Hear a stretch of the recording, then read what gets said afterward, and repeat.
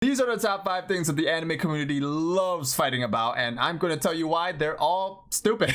These 5 things are different things, but at the end of the day, it's just the fans fighting over if they are right. They just want to be right. They don't want to admit they're wrong. It's just a battle of ego, basically. And speaking of battles, the first thing we have that the anime fans love fighting about is, of course, anime freaking battles. This character's going to win because he's got a bigger peepee. This character's going to win because he has a bigger nutsack. I don't know, whatever it is, they love fighting about it. The only people I want to hear anime battles from is, you know, the YouTube channel, Anime Battles. If you're not them, I don't want to hear you yap about it because they have the time to, one, do the research. I mean, everybody loves doing the research part, but they also make it entertaining and animated, you know? So it's cool to watch. So even if it's somebody that people don't agree on winning or people do agree on winning, it's fun to watch no matter what, right? The people who just want to yap and fight, honestly, you're okay too, because you might just be doing it for fun. A lot of people are doing it for fun, but the people that aren't doing it for fun, that take it so seriously that Goku beats everybody, relax. It's not that deep. It's a 2D character. Your life's not going to change even if Goku wins or Goku loses. Your life's not going to change. The next thing that makes anime fans absolutely angry about is when the animation, or I guess the art style, whatever it is, doesn't match their manga. First off, about this point, some fans can't even tell the difference between art style and animation. They just want to bunch everything together into animation or something. I don't know. Some people complain about animation even though they're complaining about art style, vice versa. They don't know what they're talking about. This point kind of hits me hard, not in the sense where I'm like, oh, I'm so affected by it, or I also get angry by it.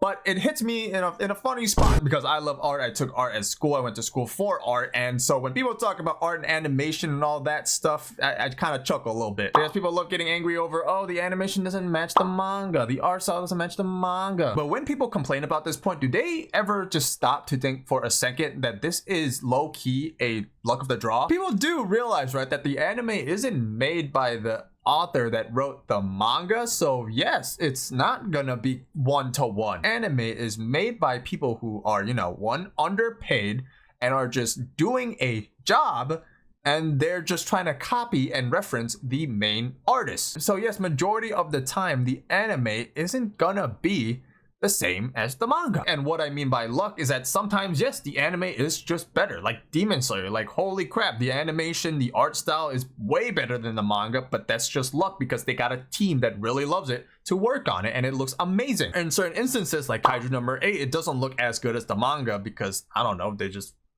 they're not the author. I don't know. So why I think people constantly getting mad over this point that like the anime isn't as good as the manga and just constantly complaining about every single series that comes out. Like, I do understand that anime is easy to consume. It's very enjoyable. People can consume it a lot easier than reading books, right? But again, it's not where the main source of the story is. If you want that, go read the manga and be happy about it. Just stop complaining about it. Like, majority of the time, the anime is fine by itself. It's just slightly different and people just are always bashing on it. Just because one scene has a different color than the manga, like, doesn't mean you need to like shit on it so much. Just leave it be. It's fine. The anime is still good. And also, even if it's not good, once again, it's not the main source of the story. Go read the original source, the manga. My next third point is a little small of a point, but it kind of ties into the like animation and art style that people complain about. And that is the pacing in certain animes. Similar to the previous one, it's being worked on by, you know, not the author, like people just hired to work on the anime. And another thing with anime or people nowadays is that people don't realize that,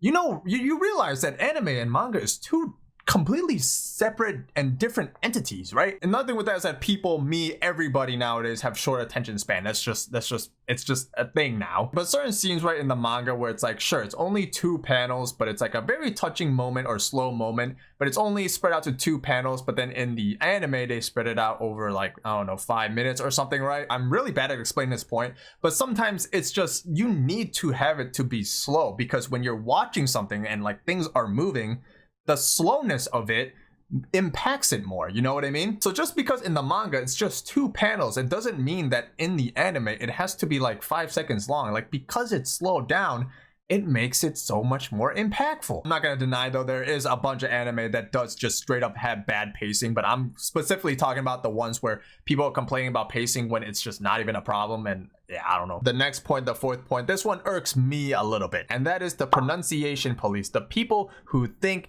that they know how every single character's name is pronounced, and they talk to you like they know it all, and it's the most obnoxious thing ever. Really, these pronunciation police are outing themselves to be able to speak only one language, right? Because let me explain to you why, how this works. We all know Naruto. I think the anime community and the pronunciation police even are recognized that Naruto's name is Naruto. This is how we pronounce his name, Naruto. But Naruto is technically wrong. If they want to be correct with all these names, Naruto is technically wrong. It would be Naruto and not Naruto. But we call him Naruto because we're speaking in English, and not Naruto because we're not just gonna switch accents for no reason. So boom, I love bringing up the Naruto point because it absolutely just exposes and shuts down all these pronunciation police people. For example, right, the Chainsaw Man Reze movie that is coming out right now, people love to be like, it's not Reze, it's Reze, or it's not Reze, it's Reze. Like, brother, those are pretty much the same thing. You know what it is in Japanese? It's Deze, Deze, and then there's Reze and Reze.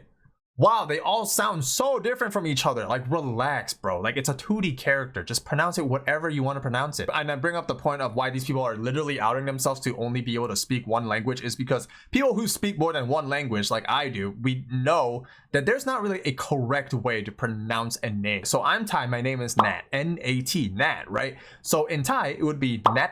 In English, it would be Nat, and then in Japanese, which is in Japan, and that's where I live right now, I get called Natto, right? There's technically 3 different names that I have. So yeah, there's technically no correct way to say a name. You just say the name in the accent that the language you're speaking in English, in Japanese, in Chinese, Thai, whatever it is, right? You just pronounce it in that accent. So we all call him Naruto because it flows better and is more fluid when you just put him in a sentence. Like, it's weird to switch up on accents, so people just say the name in the accent and language that they're currently speaking. Like, I thought everybody understood that. So yeah, these pronunciation police are everywhere. They love fighting people like, oh, they know it all, and they clearly don't know. Again, Naruto, Naruto, Reze, Reze, and Deze. It just doesn't make sense. They want to fight over Reze and Reze, and then they don't want to talk about Naruto because in their mind, they think they know that Naruto is right, even though it's wrong, but it's just their knowledge isn't there, but they want to fight about it. One last point that I think is so stupid about this is that they always want to go, oh, how does it feel if they pronounce your name wrong? Brother, my name is Nat. People mistake it for Matt all the time. I don't care. And 2, yes, I'm so sorry for hurting these 2D characters' names. Like, what the heck? And my 5th last final point is about the anime literacy. People talking about how the understanding of anime all the time. So many things about anime literacy has come up recently too, like the Anime Man and Hassan talk about how One Piece is political, and then they chuckled at it. Like, yeah, some people just really don't understand anime. Straight up, some people just don't understand anime. There's also recently of some TikTokers that's just like, the ending of My Hero makes no sense and it sucks because Deku promised us he would be the best hero in the world and he didn't become a hero, or whatever the heck they were saying. Now, this My Hero point is important in my opinion. So I used to be on the side that My Hero's ending didn't make sense, but this was before I even read it. I just heard from herebys that like when My Hero did finish, everybody was like, oh, he didn't become a hero, that's kind of stupid. So I thought it was stupid until I actually read it. Now, the ending of My Hero is literally anime literacy, and it really shows how much anime literacy and media literacy you have if you understand or don't understand the ending of My Hero. First of all, Deku did become a hero. Literally the last chapter, he is a hero. You see him in the hero suit being a hero. Then even if he didn't become like a hero, it still works as an ending of the story. He ended up losing his power, not becoming a hero, but he became a teacher teaching the kids. And then it also showed like Uraraka and like all these people who went out and did like community work. And that is the ending of My Hero and what it wants to show, that the hero isn't just like an individual person or like an individual symbol of peace. It's that a community. The community is a hero, and that's how you get hero work done, is that the community comes together and helps people, helps kids. The whole show, by the end of the show, literally proves that a symbol of peace like All Might is not what the world needs. If anything, that's a terrible thing to have. It's way too much on one man shown through All Might. That's why he like started dying, right? And he can't get to everybody all at the same time. But with heroes and like community working together and being their own heroes in their own way and saving a lot more people, it works better. They can prevent things that happen to people like Toga, Dabi, Shigaraki if they all just had more time and more hero around the world. That's basically the gist of the ending of My Hero, is that everybody should be a hero in their own sense of way. You don't need to be a symbol of peace, because that doesn't solve anything. That's what being a great hero is. Now, I am vaguely fogging up on what was said, what Deku said at the beginning of the show, like if he said he was going to be the best hero or whatever. I mean, he did end up being a hero. I mean, in the sense of the word best hero, it could be many different meanings, but he still is a hero in either if he was just a teacher or actually became a hero. He did both. He was a hero. But the person said something like, Deku promised us to be a hero, but he didn't even end up being a hero, which he did. And then it was so ironic because a couple videos afterwards, they made a video on anime literacy, even though they themselves couldn't even understand the ending of My Hero. And then they bring up the point of, oh, how are you gonna knock my experience on understanding this series? What does that even mean? This is like something you say if somebody's trying to knock you on like your childhood trauma or something, right? But anime and manga can't be perceived any other way other than the correct way. So if somebody is trying to correct you